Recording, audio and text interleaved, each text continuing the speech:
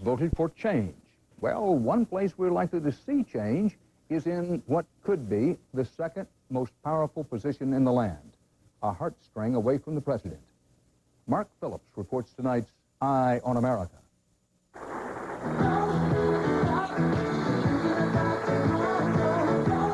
The country may have recently seen a new, more glamorously coiffed Hillary Clinton. But if the hairdo is different, the controversy, the ambivalence about a strong-willed First Lady is the same. This event was an occasion to reflect on similar concerns from some time ago. I have become quite a recipient of Eleanor Roosevelt lore.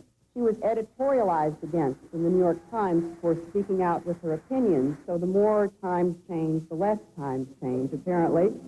Yet no previous First Lady ever had a factor named after her, as in the Hillary factor. No one ever talked about the Barbara, Nancy, Rosalind, Betty, Pat, or Jackie factor. So what is it about Hillary that has made some see her as hell in a headband?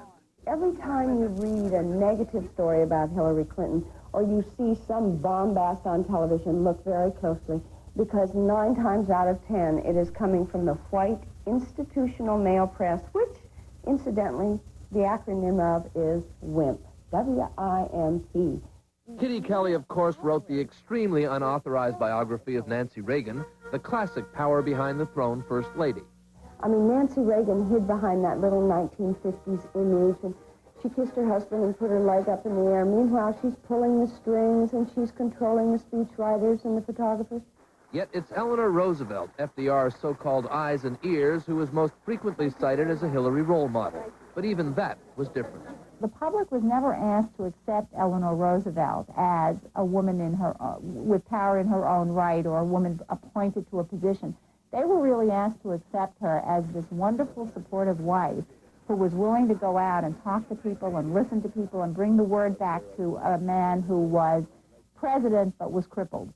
Hillary has not only had a career of her own, but a public personality of her own power base. Can everybody see his camera up there? Her own policy interests.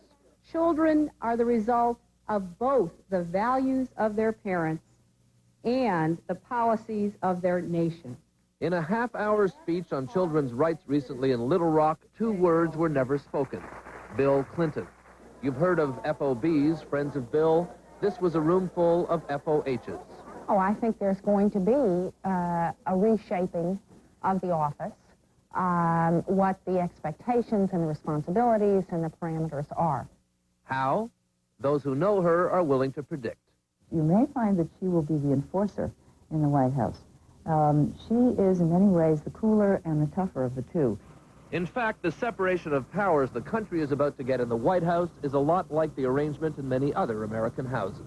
Here we have a couple where they exchange roles all the time, and that's more and more the norm for younger couples. I think this is the ultimate example, and that's why it will be the longest-running popular social documentary on TV.